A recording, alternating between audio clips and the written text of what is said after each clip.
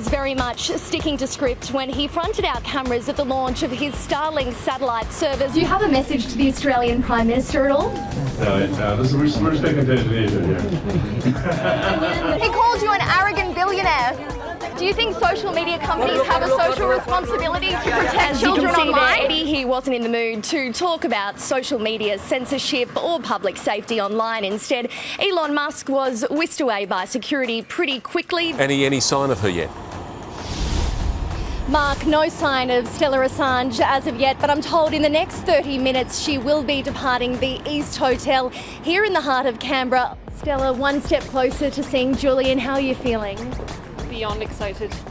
Can you describe the last 24 hours for us? It's hard to describe. We've been waiting for this for so long. The 9th of December 2019, groups of tourists arrived on White Island when the volcano erupted suddenly. 22 people killed, 25 others left with life-changing injuries. That's what I see every time I close my eyes, just him laying in hospital. And I kept it from my husband for a long time. I had to watch Jason basically melt before my eyes as he passed away. Karen Griffiths won't be travelling here to Auckland for the trial because the emotional toll of having to relive that day is simply too much for her to bear. 4 friends who were lost at sea back together side by side. It's just been such a crazy experience. More than 36 hours spent floating on surfboards after their boat sank on Sunday night. Sorry to put you guys through that, friends and family. Who over the past 24 hours have been receiving the calls they've been waiting for.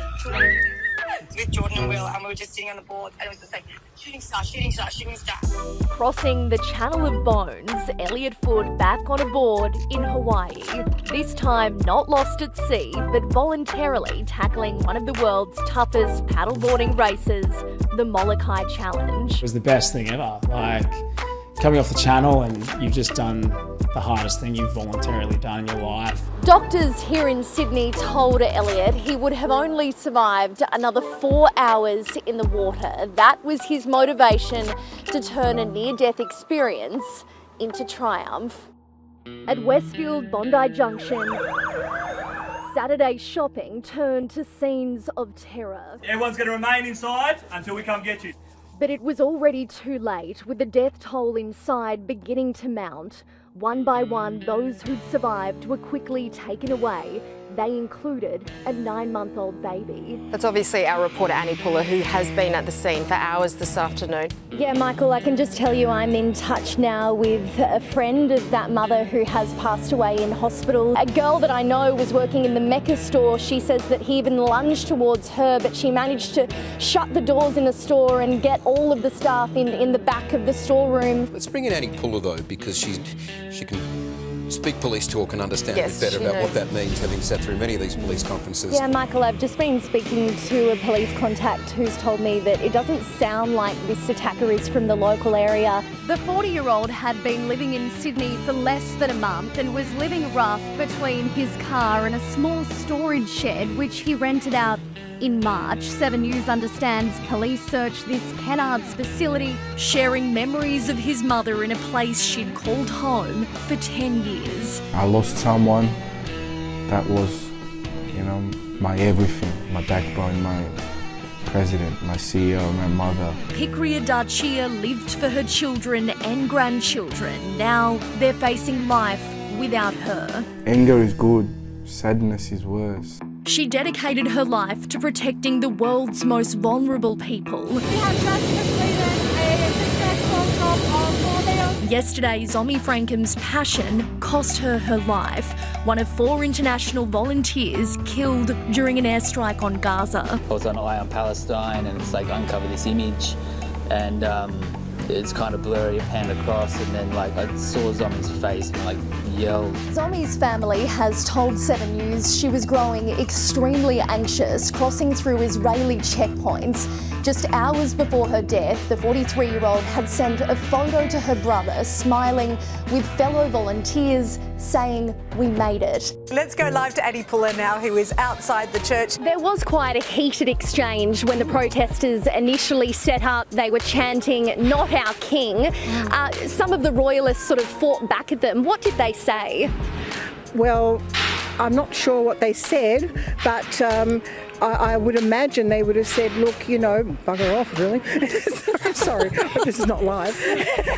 You are live, but it's okay. In full voice. Royalists of all ages walking away with a story to tell. Why were you so excited? Because it was his first time. Bursting with pride, Theo Mantle and his two siblings, handpicked by St Thomas's Anglican Church. What did they look like? They looked very old.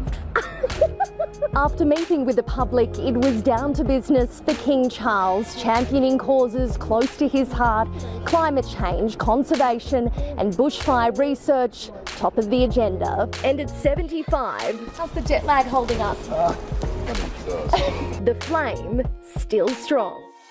They came loud and proud. In footy heartland, a Bloods bonanza. Melbourne may have set the backdrop, but a sea of red and white stole the show during the grand final parade.